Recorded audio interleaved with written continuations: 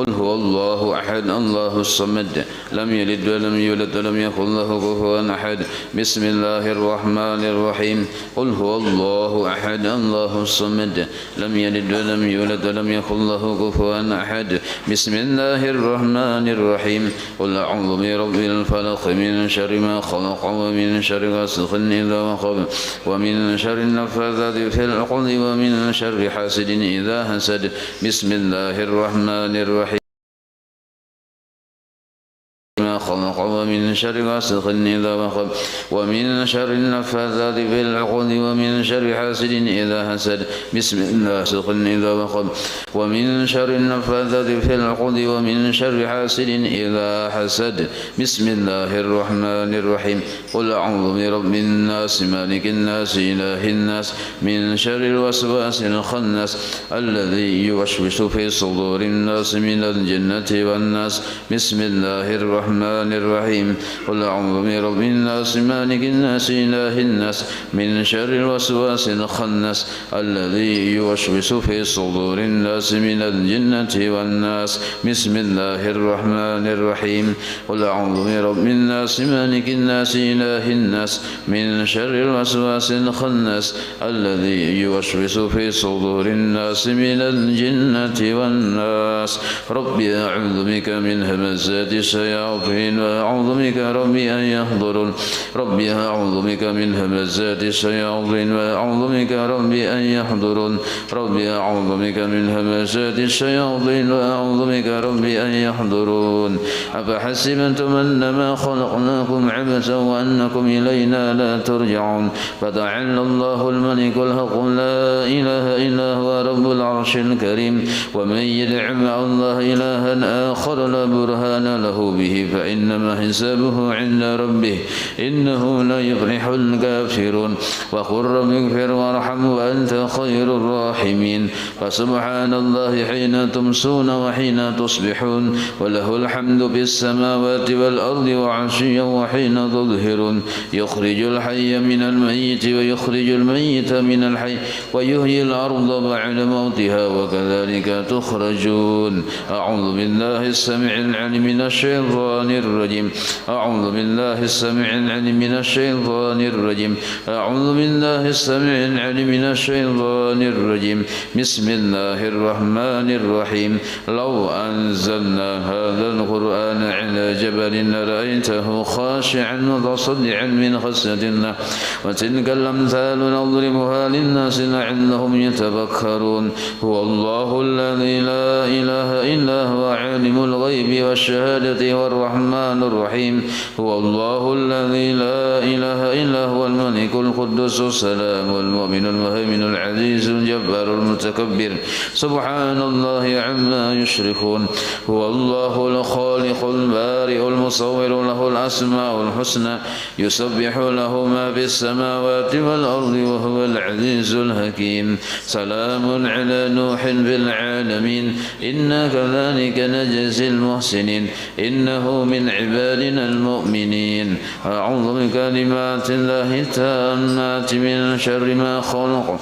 أعوذ بكلمات الله التامات من شر ما خلق أعوذ بكلمات الله التامات من شر ما خلق بسم الله الذي لا يضر مع اسمه شيء في الأرض ولا في السماء وهو السميع العليم بسم الله الذي لا يضر مع اسمه شيء في الأرض ولا في السماء وهو السميع العليم بسم الله الذي لا يضر مع اسمه شيء في الأرض ولا في السماء وهو السميع العليم اللهم إني أصبحت منك بنعمة وعافية وستر وابن نعمتك علي وعافيتك وسترك في الدنيا والآخرة اللهم إني أصبحت منك بنعمة وعافية وستر وابن نعمتك علي وعافيتك وسترك في الدنيا والآخرة اللهم إني أصبحت منك بنعمة وعافية وستر وابن نعمتك علي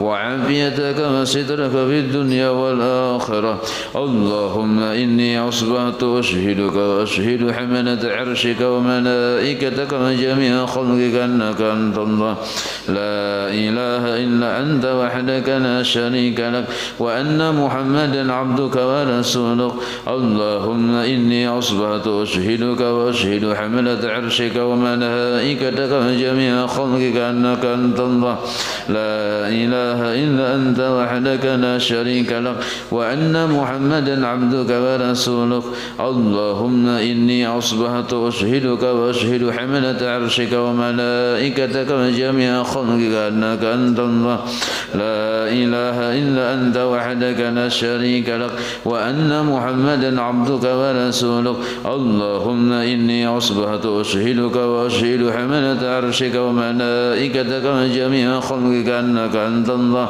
لا إله إلا أنت وحدك لا شريك لك وأن محمدا عبدك ورسولك الحمد لله رب العالمين حمدا يوافي نعمه ويكافي مزيده الحمد لله رب العالمين حمدا يوافي نعمه ويكافي مزيده الحمد لله رب العالمين حمدا يوافي نعمه ويكافي مزيده آمنت بالله العظيم وكفرت بالجبت والطاغوت واستمسكت بالعروة الوثقى لا انفصام لها والله سميع عليم آمنت بالله العظيم وكفرت بالجبت والطاغوت واستمسكت بالعروة الوثقى لا انفصام لها والله سميع عليم آمنت بالله العظيم وكفرت بالجبت والطاغوت واستمسكت بالعروة الوثقى لا انفصام لها والله سميع عليم رضيت بالله ربا وبالإسلام دينا وبمحمد صلى الله عليه وسلم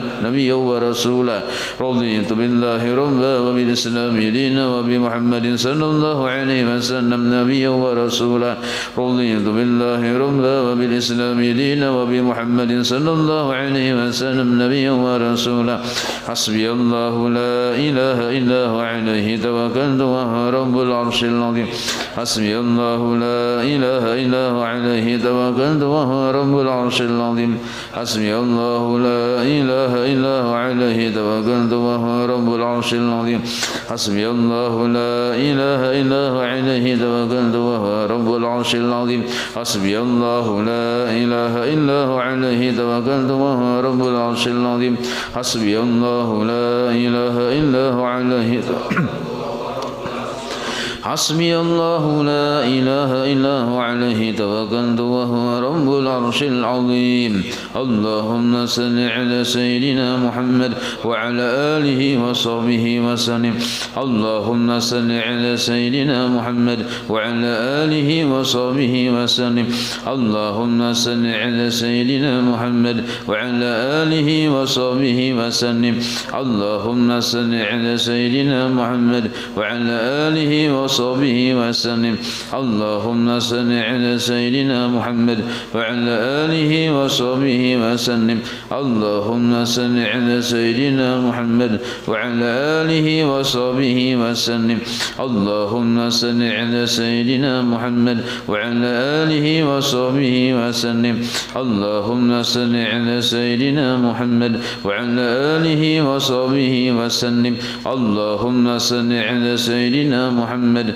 وعلى آله وصحبه وسلم اللهم صل على سيدنا محمد وعلى آله وصحبه وسلم اللهم إني أسألك من فجاءة الخير وأعوذ بك من فجاءة الشر اللهم أنت ربي لا إله إلا أنت خلقتني وأنا عبدك وأنا على عهدك ووعدك ما استطعت أعوذ بك من شر ما صنعت أبو لك بنعمتك علي وأبو لك بذنبي فاغفر لي فإنه لا يغفر الذنوب إلا أنت اللهم أنت ربي لا إله إلا أنت عليك توكلت وأنت رب العرش العظيم ما شاء الله كان وما لم يشأ لم يكن ولا حول ولا قوة إلا بالله العلي العظيم أعلم أن الله على كل شيء قدير وأن الله قد أحاط بكل شيء علما اللهم إني أعوذ بك من شر نفسي ومن شر كل دابة دابة أنت آخذ بناصيتها إن ربي على صراط مستقيم يا حي يا قيوم برحمتك أستغيث ومن عجبك أستجر أصلح لي شأني كله ولا تكلني إلى نفسي طرفة عين اللهم إني أعوذ بك من الهم والحزن وأعوذ بك من العجز والكسل وأعوذ بك من الجبن والبخل وأعوذ بك من غلبة الدين وقهر الرجال اللهم إني أسألك العافية في الدنيا والآخرة اللهم إني أسألك العفو والعافية والمعافاة الدائمة في ديني ودنياي وأهلي ومالي اللهم استر عوراتي وآمن روعاتي اللهم احفظني من بين يدي ومن خلفي وعن يميني وعن شمالي ومن فوقي وأعوذ بعظمتك أن أغتال من تحتي اللهم أنت خلقتني وأنت تنعمني وأنت تسقيني وأنت تميتني وأنت تحييني وأنت على كل شيء قدير أصبحنا على فطرة الإسلام وعلى كلمة الإخلاص وعلى دين نبينا محمد صلى الله عليه وسلم وعلى ملة أبينا إبراهيم حنيفا مسلما وما كان من المشركين اللهم بك أصبحنا وبك أمسينا وبك نحيا وبك نموت وعليك نتوكل وإليك النشور أصبحنا وأصبح الملك لله والحمد لله رب العالمين اللهم إني أسألك خير هذا اليوم فتحه ونصره ونوره وبركته وهداه اللهم إني أسألك خير هذا اليوم وخير ما فيه وخير ما قبله وخير ما بعده وأعوذ بك من شر هذا اليوم وشر ما فيه وشر ما قبله وشر ما بعده اللهم ما أصبح بي من نعمة أو بأحد من خلقك فمنك وحدك لا شريك لك فلك الحمد ولك الشكر على ذلك بسم الله الرحمن الرحيم الحمد لله رب العالمين اللهم صل وسلم وبارك على سيد السادات قطب البداية والنهاية خليفة الله في خزين الأرض والسماوات وعلى آله وصحبه ما دامت السادات والقدر صلاة تفتح لنا بها أبواب الخيرات والسعادة في دار الدنيا وفي دار المعاد وبارك لنا بها في عمرنا وبرزقنا بأولادنا وعلى إخواننا من المؤمنين والمؤمنات والمسلمين والمسلمات أينما كانوا في جميع الجهاد والبلاد ومن شر الحياة وشر الممات يا ولي الحسنات وقاضي الحاجات قال المصنف رحمه الله ونفعنا به وجميع علومه في الدارين آمين Syahdan halaman 47 baris ke-8 dari atas dalam kurung Syahdan. Apabila suci, arti suci tadi dari najis maksudnya. Apabila suci dari najis tempat yang dibasuh suci daripada najis, artinya cak ibarat tempat, baju atau pakaian, tapih ke apakah atau badan asalnya najis lalu kita bersihi sudah suci. Nah, itu hitung sekali narannya. Maka apabila sudah suci, maksud suci di sinilah hilang ain, hilang sifat yang 3. Ain itu bendanya, sifat yang 3 bau, warna dan rasa. Maka setelah hilang ainnya, bau, warna dan rasanya hilang disebut suci. Maka sunnah manigai membasuh dia. Nah, sunnah pulang sekali disimbur, yang kedua sekali pulang simbur, yang ketiga. Nah, yang kedua yang ketiga itu hukumnya disunahkan. Disunnah manigai membasuh dia. Cari berbaju atau bekas kambing anak misalnya, dibersihi sudah, baunya, warnanya, rasanya hilang. Nah, sunnah pulang menyimbur sekali, lalu simbur pulang sekali, lalu jadi 3 kali. Seperti basuh pula akan dia 2 kali. Nah, ditambahi sekali-sekali lalu jadi 3. Maka inilah pada membasuh najasah. Maksudnya inilah cara membasuh atau kaifiat membasuh najasah, najis yang mutawassithah dan yang mukhaffafah. Nah, mutawassithah pang dulu lah, kalau mukhaffafah ini kan khilafiyah di sini. Ada yang memadahkan cukup dipercikan, ada yang memadahkan seperti mutawassithah juga. Nah ninto, tapi kalau yang lebih masyhurnya yang kita ketahui mukhaffafah ninto cukup dipercikkan dengan air yang minimal sama kadar banyunya dengan kadar najisnya. Nah, ninto yang mukhaffafah yang ringan yang kami ninto. Nah, sebagian ulama mengatakan mukhaffafah itu seperti mutawassithah juga. Nah itu maka disebut di sini inilah kaifiat cara membasuh najasah yang mutawassithah dan mukhaffafah. Nah itu. Adapun najasah yang mughalladah yang berat nih maka tiada sunnah manigai membasuh 7 kali lagi. Nah itu. Jaka ibarat tuntung 7 kali sekalinya dibuliki pulang proses jadi 7 kali pulang. Buliki pulang jadi 7 kali, jadi 3 kali 7 kali. Nah itu kada sunnah enggak itu. Nah ini yang menurut yang mu'tamadnya lah. Nah, karena alasannya pekerjaan yang sudah besar, yang sudah dibesarkan. Nah apa maksud dibesarkan 7 kali itu kan sudah dibesarkan, alam 3 kali sudah membasuhnya tuh. Pertama hilang ain, rasa, bau, warna. Hilang hukum apa dihitung sekali. Basuh pulang sampai 7 kali, diantaranya dengan tanah. Itu sudah dibesarkan ya sidin, dibesarkan oleh syara. Nah dengan mubalaghah itu artinya cara baca kita sungguh-sungguh, buktinya 7 kali, maka tiada ditambahi pula atasnya pada membesarkan dia. Maksudnya lebih melebihi, membesarkan itu maksudnya melebihi dia. Inilah yang tersebut di dalam kitab Nihayah. Nah jadi hukum asalnya nah kayak itu dulu. Ada boleh, kada disunahkan gitu nah. Kada disunahkan. Bila sudah 7 kali itu dong kada usah dibuliki pulang 7 kali pulang. Nah, 3 kali proses 7 kali itu kada sunnah jasidin. Itu di dalam kitab Nihayah. Nihayah ini Imam Ramli lah. Bersalahan bagi yang tersebut dalam kitab Tuhfah di Ibnu Hajar. Maka jasidin mau dalam kitab Tuhfah lain lagi, maka bahwasanya dalam kitab Tuhfah Ibnu Hajar tetap sunnah manigai membasuh najasah yang mughalladah sama hukumnya seperti najasah yang mutawassithah dan yang mukhaffafah juga. Nah, jadi ini berbeda dua pendapat Imam Ramli dan Ibnu Hajar lah. Jadi mbah tuntung 7 kali, ujar Ibnu Hajar, buliki pulang 7 kali, sunnah hukumnya. Membuliki pulang 7 kali, sunnah hukumnya. Jadi 7 kali itu satu proses, diulangi sampai 3 kali 7 naranya ya kalau. Nah ini tuh sunnah ujar dalam kitab Tuhfah. Kita ambil yang ringan 7 kali gini ya kalau. Nah itu.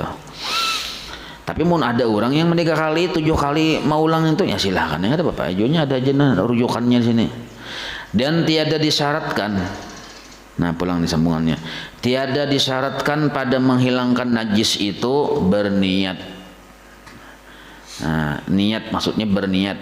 Jadi kada syarat menghilangkan najis itu berniat. Basuh situ. Basuhan pertama tuh sampai hilang ain, warna, bau, rasa. Nah, hilang sifatnya.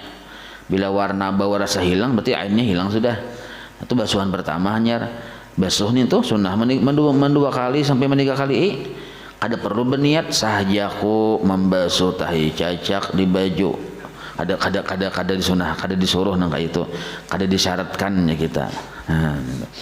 Kalau pada batakung nak rukun membasuh najis apa aja, rukunnya tuh nyawa pangsikong gitu loh, nyawa basuh situ ya sudah. Dan wajib menghilangkan najis itu dengan segera jika. Nah, jadi membasuh najis ada hukumnya wajib bedadas ya kita, bersegera, jangan berlambat, jangan bakal kaina jika. Nah, jika durhaka iya. Maksud durhaka di sini jika akan terjadi maksiat di diri seorang nanti. Bila akan terjadi maksiat di diri seseorang gara-gara najis itu, maka disebut durhaka narannya. Maka mun cagar yang durhaka, segeralah kita membasuh najis tadi. Nah itu. Jadi dan wajib menghilangkan najis itu dengan segera. Menghilangkan najis hukumnya wajib. Nah segeranya pun hukumnya wajib. Jika apa? Jika akan terjadi maksiat, iya, dengan sebab najis itu. Nah, apa contoh maksiat itu misalnya? Nah kayak kita misalnya berisi tangan, di tangan ini ada najis, lalu kita nak sembahyang, waktu nak habis zuhur sudah, nak sembahyang zuhur, membasuh najis di tangan ini wajib segera. Nah, atau kita berisi baju salah lambarannya misalnya, itu pang ada baju itu rigatnya karena najis, maka kita belum sembahyang lagi dan baju itu hendak dipakai sedang sembahyang. Bila kita bala lambat keluar waktu, dan apabila kita kada bebaju itu kada kabar kita sembahyang nutup aurat misalnya nih, nah maka membasuh bersegera najis di baju itu nah hukumnya wajib. Itu maksudnya yang maulah yang jadi wajib bersegera itu nah bisa jadi bermaksiat segernya, atau misalnya ada di makanan tak kumpul-kumpul lawan najis di situ, maka membersihi makanan itu dari najis supaya jangan tak makan orang segera jun itu tuh. Nah jadi bila akan terjadi sebuah kemaksiatan gara-gara najis itu dilambat-lambatkan dibasuh, maka membasuh najis itu hukumnya wajib, satu besegeranya pun wajib. Nah itu. Dan jika tiada durhaka, nah artinya amun cagar kada terjadi maksiat, iya dengan dia sebab dia tuh kembali kepada najis, dengan sebab najis tadi, maka tiada wajib segeranya. Nah, bisi tapi 10 lambar. Nah, imbah tu nak sembahyang juhur, hanya jam 12 juga. Juhur gin hanya orang hanya ajan juga. Nah, itu segeranya membasuh itu kada wajib karena ada tapi yang lain. Nah maka segeranya tadi hukumnya jadi tiada wajib segeranya, hanya adalah ia sunnah juga. Jam 8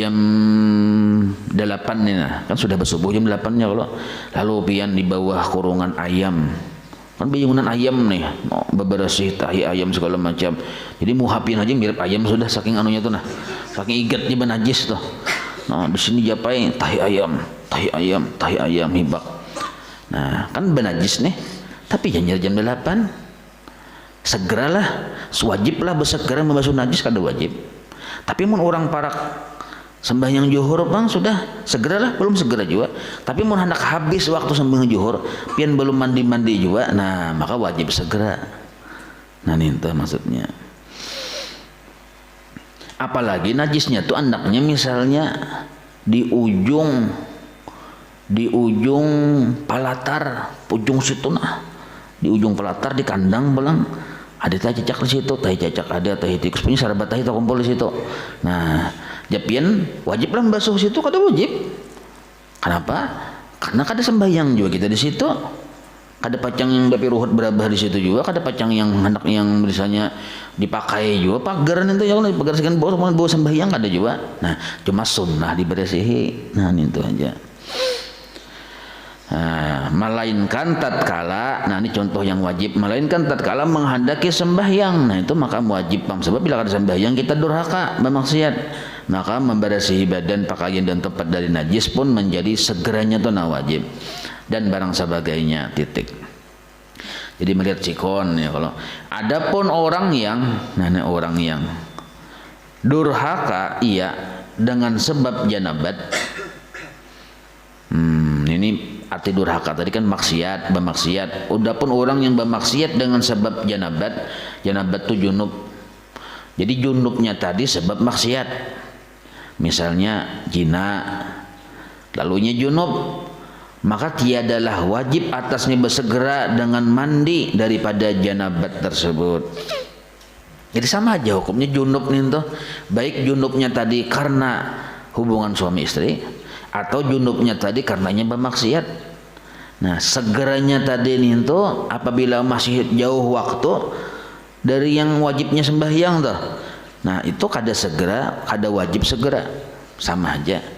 Nah sama aja dengan junub yang karena berhubungan suami istri, dengan junub karena maksiat itu sama aja. Arti sama di sini kada wajib bila waktu masih panjang. Nah bila inya sudah waktunya mepet wajib segera. Nah, baik itu junubnya tadi yang hasil dari yang sah maupun hasil yang kada halal, sama aja di situ aja.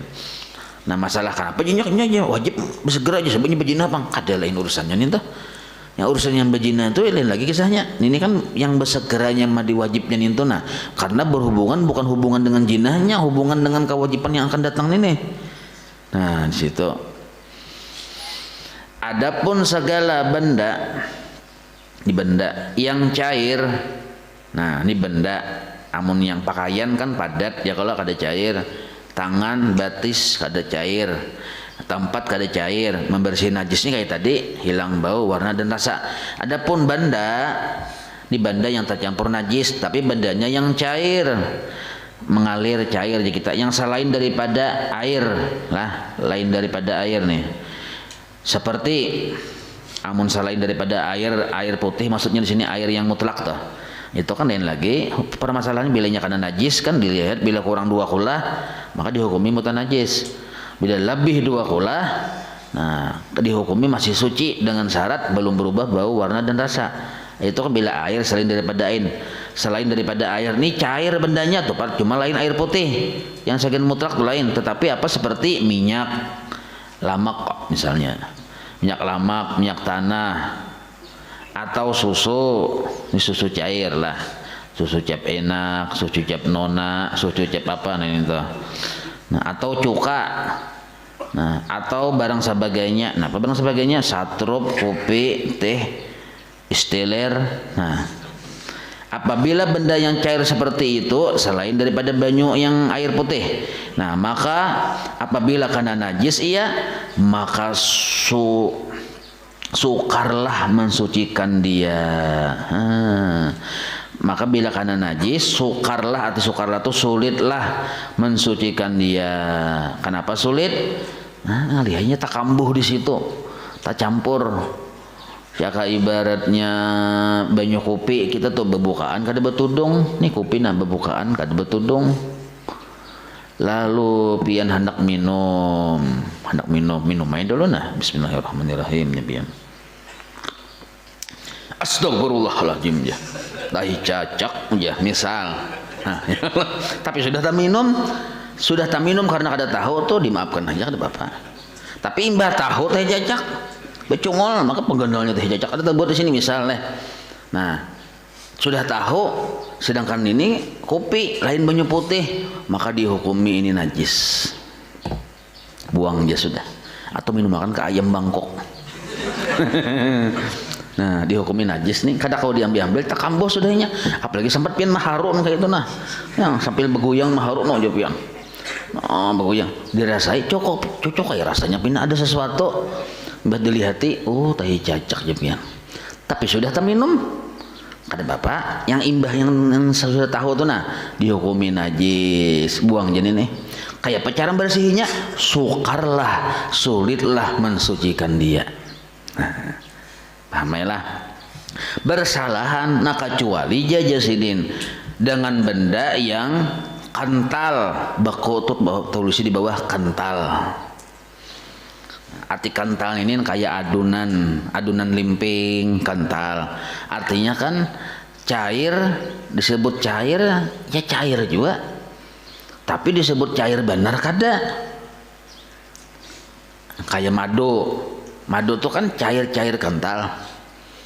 Nah, amun yang susu, ini susu yang masih dibalik tuh, yang kental tuh, kental. Lain susu sudah baadok kan cair. Nah, karena kecuali benda yang beku, apalagi mun sudah beku benar, kayak susu dibekukan, nah benarannya kijo kah? Nah kijo nih tuh nah, kan beku nih tuh. Atau susu yang masih dikaling belum diolah lagi, masih tingkat benar. Nah presiden itu bersalahan dengan itu masih kawa disucikan. Kenapa? Karena adalah Nabi SAW. Sidin ditanya akan dia oleh sahabatnya daripada pernah terjadi tikus ini yang mati di dalam minyak sapi. Nah, minyak sapi ini kan cair benar. Kayak kita di sini minyak lamak lah, minyak sapi itu minyak lamak. Maka sabdanya ujar Nabi, sahabatnya batakun, ada tikus di dalam minyak itu cair benar loh Kak. Nah, ujar sahabat kayak apa ini cara membersihinya? Maka Nabi bersabda, in kana jamidan, apabila minyak lamaknya itu beku, jamidan itu beku. Nah, fa'alquha itu kembali kepada tikus, maka buangi tikusnya, ambil tikusnya, angkat, buang, tawak gencang-gencang, barangnya tak kemana. Nimbahan itu pulang. Wa kuluhu wa ma haulaha, itu tertinggal wa kuluhu lah. Wa kuluhu wa ma haulaha, dan makanlah apa-apa yang di sekelilingnya. Nah, wa kuluhu wa ma haulaha, itu kan langsung wa ma haulaha aja lah. Nah, tambahi wa kuluhu, dan makanlah olehmu hu akan minyak, akan yang benda atau adunan limping kaguguran tikus, tapi li adunan limpingnya itu masih likat. Nah, buang hadang-hadullah. Oh, bujur aja nih. Fa'alquha wa mahaulaha, maka buanglah tikusnya, wa mahaulaha, dan sekitar-sekitar adunan yang parak tikus tadi dibuang. Nah, dibuang wa kuluhu, lalu makan sisanya, kata Bapak. Itu maksudnya wa kuluhu itu imbah wa mahaulaha lah. Nah, jadi tikusnya dibuang, sekitar tikusnya tuh dibuang, yang bakasnya bercampur di situ. Nah, sisanya apa yang banyak nih tuh wakuluh makan aja, ada Bapak. Nah, itu maksudnya apabila inya jamit padat beku, anggaplah kita aduk misalnya adunan hendak maulah untuk itu tuh kan ada cair untuk ada cair benar budal kayak beunat binat ajanya gugur tikus mendabok di situ, maka sajidaran. Nah, maka mati tikusnya pulang. Betulis bunuh diri ya tikusnya. Mati. Apakah tikus bunuh diri kita tahu juga. Nah, buang tikusnya. Nah, di higa-higa bakas tikus mendabok tadi dibuang juga sedikit di sekitarnya nih tuh. Wa mahaulah tuh di sekitar yang bakas tikus mendabok tadi tuh, nah dibuangi juga. Nah, sisa yang pakai sininya kau dipakai. Ada Bapak asal bedi diam aja. Nah, ada Bapak jangan bahabar. Diam aja. Yang tikusnya di situ dibuang, sisa yang bakas tikusnya tuh dibuang juga. Adunannya tuh, sisa yang di sini-sini kan Bapak boleh aja. Wakuluh makan aja sisanya. Nah, itu bilainya bandanya tadi kada terlalu cair, masih yang kental aja kita. Sama susu. Susu lain, susu yang sudah baduk bebanyo lah, itu cair benar. Ini susunya masih di kaleng. Mendabok taknya mendabok. Likat pokoknya nya kada menyebar juga belum lagi nonton, dan belum 5 menit gitu lah. Belum bener lagi, belum menyebar bener, ambil tikusnya tak sekitar yang parak ini berabah yang berdabok tadi dibuangi juga. Nah, sisa sini bagus kau aja diminum, amun tak minum lah. Nah, nih jadi munnya beko cai likat padat masih kawa dipakai. Cuma tikusnya dibuangi atau najisnya dibuangi, sisa-sisa yang di sekitarnya itu dibuangi. Nah, imbah tuh sepang parak sininya bersih aja. Itu munnya padat atau beku. Wa in kana mai'an, apabila inya cair, nah fala taqrabuhu, nah jangan nyawa ambil seluruhnya munnya cair.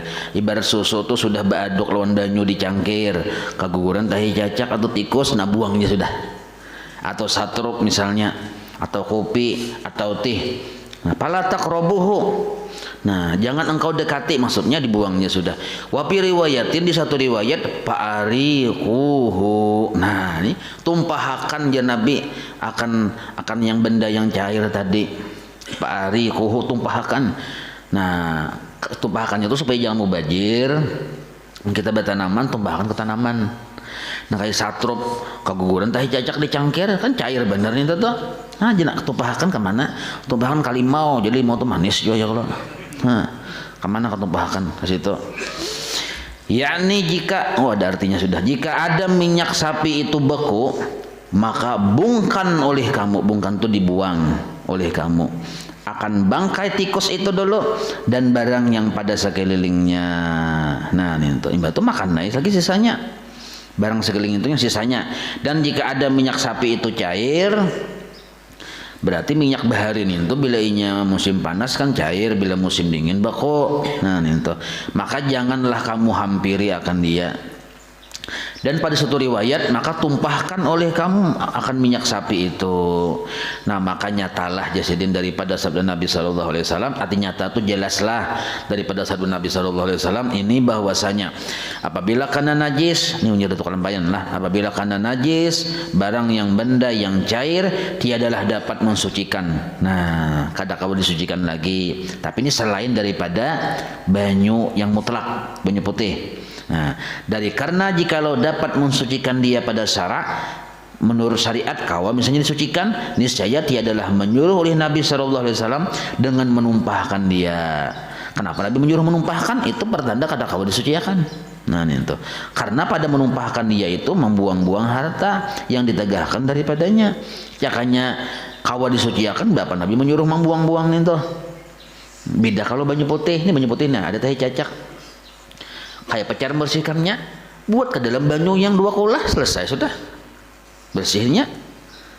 Ya kalau nah ada apa-apa jangan dibuang ini ibaratnya tuh dibuat ke banyu yang lebih 2 kulah selesai bersihnya sudah. Itu kalau banyu putih, tapi kalau yang kayak tadi yang kayak sirup, satrup, limus sama aja tuh juga. Nah kayak itu asal jangan terlalu cair benar, amunnya padat, likat, kental. Nah ini untuk kayak tadi caranya. Paslun pada menyatakan hukum qada hajat dan istinja. Nah ini kisah bahasa pulang lah. Berarti masalah najis tuntung sudah. Ini masalah qada hajat dan istinja. Arti qada hajat itu membuang hajat yang bagian muka dan bagian belakang. Itu kada hajat. Kenapa disebut hajat? Karena itu penting parlo. Bila kada kau dibuang masuk rumah sakit ya karena.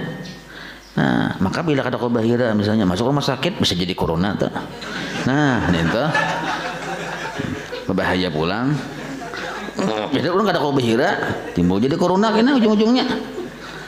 Nah, maka supaya bahira lancar makanlah buah-buahan yang bersyarat. Nah ujar bun ahli gizi arti bersyarat itu bersyarat tapi nah bersyarat. Nah, kulit nangka dimakan kulit tiwadak bersyarat dah. Nah makan jenis itu pin bahiraan tuh bang. Nah itu istinja. Dan istinja itu membersihi bagian muka dan bagian belakang setelah qada hajat tadi. Itu disebut istinja namanya. Bermula sunnah bagi yang menghendaki qada hajat. Ini sunnah hukumnya lah. Bagi yang menghendaki qada hajat, artinya hendak bakami atau bahira besar atau kecil, mendahulukan kaki kiri tatkala masuk kepada tempat qada hajat. Nah, batis kiri berdahulu masuk. Apabila waktu hendak masuknya tadi, batis kiri yang berdahulu masuknya. Masuk ke WC maksudnya ke jamban enggak. Dan mendahulukan kaki kanan tatkala keluar daripadanya. Nah, jadi kaki kanan berdahulu keluar, yang masuknya batis kiri bila batisnya ada. Nah, ini itulah. Mun batisnya kada ada bang, apa yang ada? Baisi batis kanan aja sebuting. Batis kanan gunakan masuk ada apa-apa. Jangan kada kau masuk kon aja. Kada kau memalahkan sunnah aja. Nah kada apa-apa gunakan yang ada. Mun kada duanya kada ada. Beluncat kada apa-apa. Notang apa yang ada ini kan apa yang ada, makanya sunnah itu mas ta'atum sekuasa kita aja. Nah itu caranya. Dan jikalau ada ia qada hajat di padang tuh lapangan luas atau barang sebagainya daripada tempat yang tiada disediakan akan qada hajat sekalipun. Nah, pian berjalanan misalnya ke padang mana misalnya, padang yang kadada di situ wisi.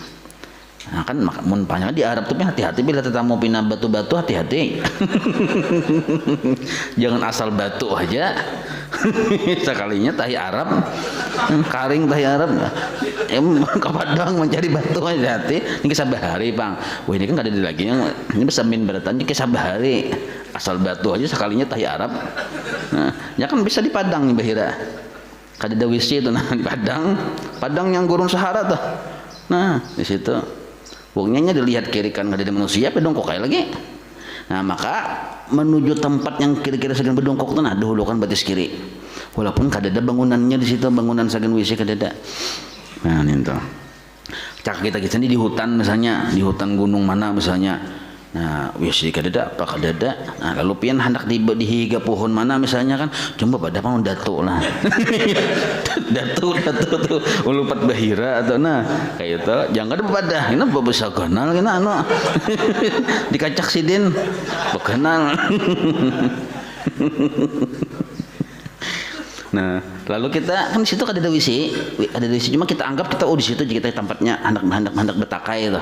Nah batis kiri masuk kisahnya anggap kayak WC di situ tetap batis kiri. Dan demikian lagi sunnah bagi yang tiada menghendaki qada hajat. Nah, ini sunnah, tetap sunnah padahalnya tidak menghendaki qada hajat, tetap mendahulukan kaki kirinya tatkala masuk pada segala tempat yang hina seperti tandus. Tandus itu ya WC. Orang ini kada hendak qada hajat masuk ke WC. Kenapa masuk ke WC? Hendak mengarang kitab. Masuk ke WC mengarang kitab. Nah, maka tetap sunat batis kiri masuk. Nah, dan seperti pakan itu ya pasar. Nah, pasar bahari ini tuh pian tempatnya bisa di situ dia ada apa terjadi tipu daya, penipuan, pengurangan timbangan. Nah, lalu jadi tempatnya jadi sejahat-jahat tempat. Banyak orang yang asyik di pasar, kada bersembayangan lagi, ada bersembayangan karena asyik berhitung duit di pasar, asyik berdagang. Akhirnya pasar itu jadi tempat yang sejahat-jahat tempat. Harusnya orang ajan sembahyang, kada asik. Nah, imbahin itu pulang terjadi di situ ada keculasan, berjual beli, terjadi macam-macam, terjadi membuka aurat segala macam. Nah, maka oleh para ulama memadahkan, bahkan Nabi memadahkan sejahat-jahat tempat itu pasar. Nah, karena banyak terjadi syariat yang dilanggar di situ. Tapi kalau pasarnya tadi syariatnya ditegakkan, kada jadi sejahat-jahat tempat. Nah, ini jadi tergantung ilatnya, tergantung sebabnya. Nah, cuma biasanya di pasar itu terjadi pelanggaran-pelanggaran syariat. Maka disebutlah pasar itu tempat yang jahat. Maka masuk ke pasar, batis kiri masuknya. Nah, itu. Atau dan tempat orang yang mengambil cukai. Nah, cukai ini kayak pajak-pajak yang kada sah nih. Nah, masuk kita ke tempat situ. Nah, batis kiri juga tuh. Atau kita masuk ke gardu di situ padang orang Badung juga wina masuk kiri aja gitu kan masuk. Kenapa masuk batis kiri aja mengamalkan anu sunnah aja. Tapi seorang Badung juga kan di dalamnya papa Nah, dan barang sebagainya, artinya tempat-tempat yang di situ Allah kada katuju, maka batis kiri kita masuk. Daripada tiap-tiap tempat yang di situ ada terjadi berbuat maksiat. Nah, intilah. Kata Syekh Ramli, Imam Ramli dalam kitab Nihayah Jasidin, setengah daripada tempat masjid itu tempat kamasan. Nah, yang bertampak emas kamasan. Nah, di sini ada di kitab sini tempat kamasan. Ini kamasan lah, bukan pak amasan. Nah, ya ulun sampai ini kada paham kenapa tempat kamasan itu jadi tempat maksiat, kada paham ulun. Cuma ditulis di kitab ini termasuk tempat yang di situ bisa terjadi maksiat. Maka masuk ke tempatnya itu batis kiri. Tapi karena ulun kada namun orang pun kamasan bisa tahu tuh apa sebabnya. Mungkin terjadi kemaksiatan di situ apa. Nah, tapi di kitab Datuk Kalampayan ini sudah menulis. Nah, bahkan Imam Ramli sudah tahu kisahnya. Nah, berarti Imam Ramli ini luas benar. Aku sampai kemana-mana berjalan sidin ya, kalau sampai sidin membuat kesimpulan menjadi Imam Ramli. Nah, termasuk yang tempat maksiat itu adalah tempat kemasan bertempat. Nah, dan juga mendahulu titik setelah batis kiri masuk ke situ. Dan mendahulukan kanan tatkala keluar daripadanya. Nah, daripada tempat yang kemasan tadi dahulukan batis kanan. Keluar dari WC dahulukan batis kanan. Keluar dari pasar dahulukan batis kanan. Keluar dari tempat orang yang badom tadi keluar batis kanan. Nah, maka yang demikian itu bersalahan dengan hukum masuk ke dalam masjid. Nah, ya kalau masuk ke dalam masjid ini papalingannya masuk ke WC. Masuk WC batis kiri, keluar batis kanan. Nah, kalau ke dalam masjid bang, atau tiap-tiap tempat yang mulia, kelas, sekolahan, masjid, musala, majelis taklim, maka sunnah mendahulukan masuknya kaki kanan. Nah, mendahulukan kaki kanan tatkala masuk kepadanya. Nah, ini masuk kamar bini batis kanan juga. Dan mendahulukan kaki kiri tatkala keluar daripadanya. Titik di situ dulu. Dan jikalau nanti kisah bahasa pulang. Nah, jadilah kalau masuk ke tempat-tempat mulia, papalingan masuk ke WC gitu. Nah, dan jikalau keluar seseorang, ini kisah bahasa pulang. Jikalau keluar seseorang daripada tempat yang hina kepada misalnya keluar dari WC, tapi WC ini itu bersambung-sambung, sekali keluarnya ke tempat yang hina pulang, artinya di WC pulang keluar masuknya. Keluar dari WC tapi yang dikeluarin ini ya wisi juga. Berarti wisinya model kayak bejijir aja kita. Nah, paham ya lah. Misalnya cak ibarat nih pasar, nah ini pasar, naran pasarnya pasar iwak. Keluar dari pasar iwak menuju pasar sayur misalnya. Nah, ini apabila di situ terjadi banyak kemaksiatan, maka dihukumi tempat maksiat lah. Nah, keluar dari pasar iwak sunnah batis kiri. Sekalinya yang dimasuki pasar sayur, ya kalau, nah maka kayak apa hukumnya ini? Nah ini hukum. Dan jikalau keluar seseorang daripada tempat yang hina kepada tempat yang hina juga, yang berhampiran ia dengan dia, maka sunnah baginya mendahulukan kaki kiri seperti masuknya juga. Nah jadi harusnya kan, kita pikir-pikir, bila keluar dari tempat yang hina harus keluar dengan batis kanan. Ya kada tadi. Yalah. Tapi keluar batis kanan yang dimasuki tempat yang hina pulang. Kayak apa? Maka gunakan batis kiri. Paham nabian nih?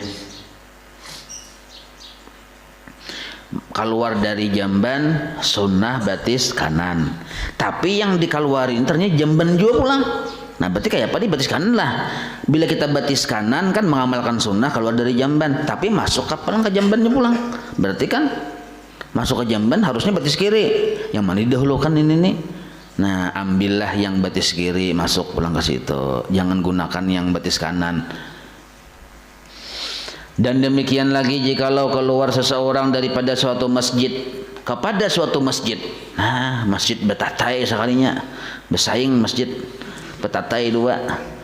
Nang sebuting masjid Abu Ganda, yang sebutingnya masjid Abu Janda. Ganda lawan janda. Nah naran masjid nih betatai kepada satu masjid. Nah keluar dari masjid hukumnya batis kiri sunnah. Tapi sekalinya dijajak ini masjid juga, sekalinya masjid ampun yang seikungnya nih. Nah yang berhubung dengan dia artinya betatai, maka sunnah baginya mendahulukan kaki kanan. Padahal kan keluar dari masjid hukumnya sunnah batis kiri. Tapi karena yang dikeluarin masjid juga, nah gunakan batis kanan, jangan batis kiri. Sebab yang kita masuk ini masjid pulang. Nah seperti masuknya pada permulaan sama aja kita.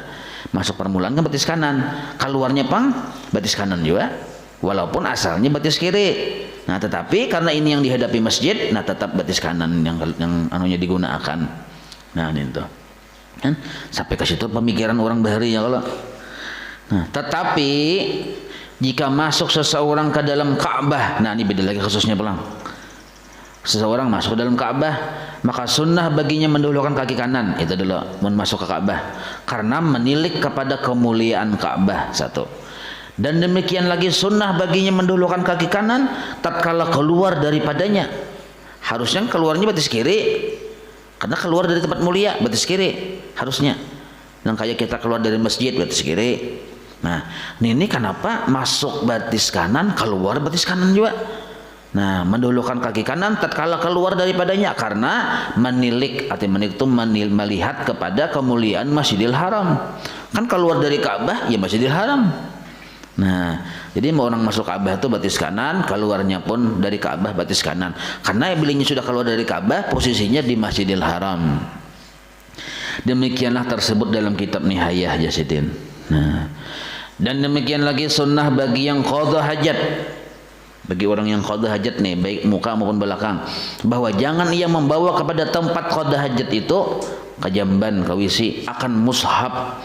Nah mushaf ini kayak Quran atau lembarannya atau buku Yasin. Nah mushaf narannya, atau Quran sebukuan, dan barang yang tersurat, arti tersurat itu tertulis atasnya berupa kertas misalnya nama Allah atau nama Nabi atau nama malaikat, nah atau nama para wali, sama aja juga orang-orang saleh. Karena tersebut dalam hadis yang sahih bahwasanya adalah Nabi SAW apabila masuk ia kepada tempat qadha hajat, wisi, jamban, tandus, maninggali ia akan cincinnya. Nah, cincin sini dilepas, yang tersurat atau tertulis atas cincin itu Muhammadur Rasulullah. Nah, dilepas saya cincin, gantung, keluar hilang. Ya. Nah, jadi ini itu di sini sunnah, hukumnya pelihati bacanya sunnah. Bagi yang qada hajat, bahwa jangan ia membawa kepada tempat qada hajat akan mushaf, kada wajib.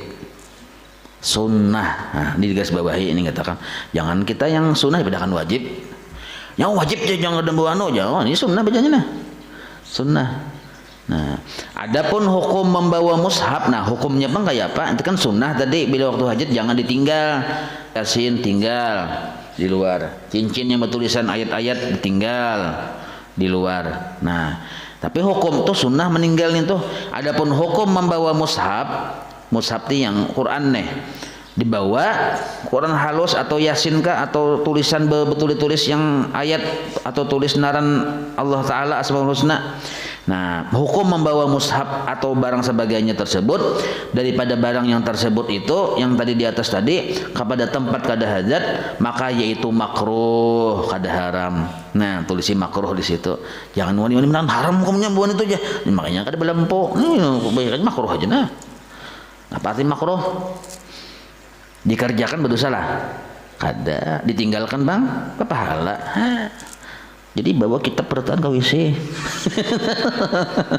Tersalah nggak itu. Nah, makruh juga tiada haram. Nah, bacanya tiada haram. Jadi kita jangan cuma berat-beratkan ya, kalau misalnya kita ada cincin mau digantung di luar bisa hilang. Nah, bawa masuk. Nah, cuma solusinya lah, amun kawan ini dilepas, simpan ke kantong. Jadinya tersembunyi. Nah, sekalinya kopiah pulang ditinggal di luar ngalih, maka bertulisan Allah Muhammad Rasulullah. Sina Umar, Sina Ali, Sina macam-macam tulisannya sini kulilingannya. Digantung bisa hilang. Nah, dipakai nampak benar kelihatannya. Nah, raja ampar sahabat 10 sahabat bertulisan kulilingan. Nah, kayak apa caranya? Buat dalam baju. Nah, tersembunyinya itu buat dalam baju, hati-hati gugur. Gitu. Atau buat dalam plastik, gantung di dalam gantung, jangan di luar. Yang penting kada kelihatan waktu kita yang duduk itu kita kada baca nih tuh. Boleh jangan kayak itu. Quran ada dalam tasnya bila kita hendak di luar hilang, bawa tasnya, tasan bawa, kada apa-apa gantung, kada kelihatan juga. Nah, itu solusinya. Nah, yang menjadi makruh itu bila kelihatan, bukan kelihatan sambil mahajan sambil membaca. Nah, membaca tulisannya, itu jadi makruh tuh. Amun yang dalam plastik, dalam tas, kada makruh lagi, karena sebab yang menjadi itu kada dah hilang. Tapi ini bila darurat lah, jangan sengaja di rumah makan bawa tas. Napa jaminnya tas isinya Quran ya, bapak? Ini kan kisah di perjalanan. Nah, ini entah.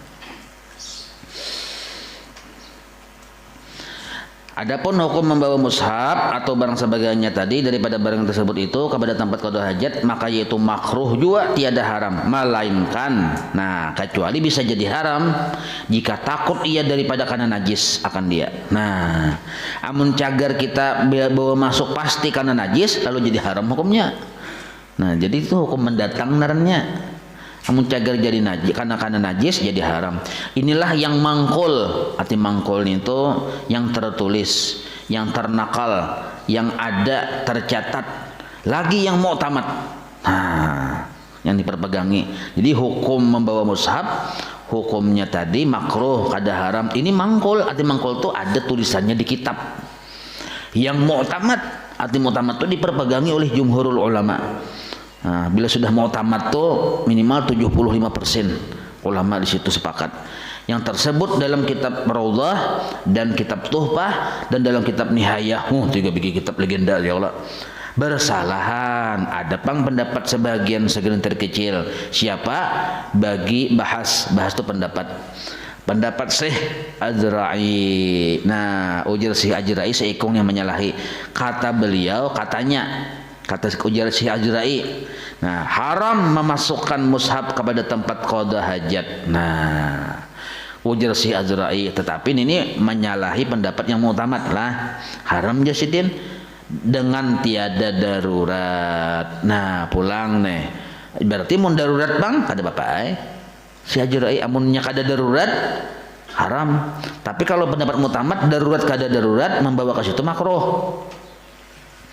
Kenapa haram mun kada darurat timbul membawa mushaf ke situ? Nah, karena membesarkan jasidin akan kemuliaan mushaf tadi dan memuliakan bagi mushaf. Maka pendapat ini yang demikian itu, ini ujar itu kalampayan lah. Maka pendapat yang demikian itu menyalahi yang mangkul. Menyalahi yang tercatat di kitab-kitab mangkul laranya yang mu'tamad. Nah, kenapa menyalahi yang mangkul? Nah, karena pendapat si Ajuri pendapat perorangan, namanya pendapat pribadi. Pendapat pribadi. Nah, bukan yang mangkul. Sama nang kayak bajakat fitrah dengan duit, itu menyalahi yang mangkul. Menyalahi yang mu'tamad, kada ada kitabnya di kitab-kitab yang Imam Syafi'i. Menyalahi yang mangkul naranya. Walaupun ada pendapat segelintir ulama yang akhir zaman ini nah, tapi pendapat asal mazhab kita Imam Syafi'i itu kada ada nang kayak itu, berarti menyalahi yang mangkul naranya. Nah itu. Napa garang menyalahi mangkol ya? Mangkol itu napa garang ya? Nah mangkol itu yang tercatat di kitab, kitab-kitab pendapatnya mu'tamad mangkol naranya. Lalu ada yang kada ada di kitab yang hanya saja pendapatnya. Nah itu. Tapi yang pendapat yang Dudi ini nih, pendapat Dudi yang memadahkan bahwa mushaf itu haram dibawa karena memuliakan mushaf. Nah itu kada berdasarkan dalil yang kuat, cuma berdasarkan pemahaman saja, maka disebut kada mangkol naranya. Kalau mangkol ini berdasarkan dalil yang kuat. Nah itu. Dan jika membawa seseorang kepada tempat, ini kisah bahasa pulang, membawa seseorang kepada tempat qada hajat akan barang yang tersebut atasnya, akan barang yang apa ke barang yang tersurat tertulis atasnya nama Allah Ta'ala dengan lupanya. Nah lupa sekalinya kehendakan lakas masuk bang, masuk kayak ke dalam jamban atau WC sekalinya, atau bawa atau tapuruk baju misalnya yang bertulisan nama Allah kah, nama Rasul, nama sahabat Nabi misalnya, atau cincin tadi yang bertulisan yang Al-Quran. Nah, tabawa atau Quran, tabawa Quran misalnya orang menghafal Quran bang, kehendakan anu kan Qurannya kan halus saja, dibuat di kantong tabawa di situ, maka sunnah baginya. Nah sunnah pulang ini yang kada sengaja lah tabawa, tak masuk ke dalam tadi hendak berbulik kada kawal lagi sudah yang mencorobos. Nah maka sunnah baginya menggaibkan dia, arti menggaibkan dia menyembunyikan dia. Nah itu tadi solusinya tadi. Nah, kayak utas nih. Kelihatan buat ke kantong kada kelihatan lagi, menggaibkan dia naranya, artinya kita kada terbaca lagi tuh. Tatkala ingat ia orang tadi akan yang dibawanya tadi, seperti dimasukkannya akan dia ke dalam mulutnya. Nah kau jangan pengelut tetaguk. Nah inilah utas semuanya dibawa ke mulutnya, artinya kan kada kelihatan lagi, boleh aja. Amun kartas pun dibawa ke mulutnya jangan, basah hancur tetaguk sekali. Nah kalau utas ini berbahaya juga, lo kopin hartan, tataguk hendak kawan kali lo buat ke kantong aja. Nah cuma bang misalnya untuk bang bertulisan Allah Muhammad untuk nih, nah buat ke kantong ada apa-apa itu bagus saja sesekali aja ya kalau. Nah kalau untuk ini cincin, nah contohnya ujar Datuk Kalambayan buat ke mulutnya.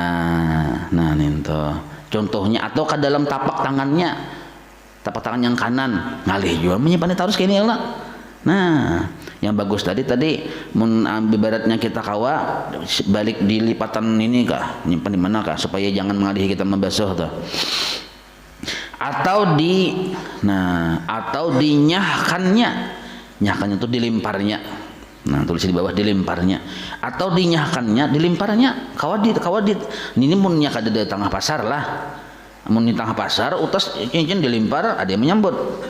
Ya ini kisah-kisah urangan kah di manakah. Nah kita tawakai dulu timbay ke mana kai berkopiah, timbay dulu ke mana kah. Mun masih di rumah juga kawah jadi timbay.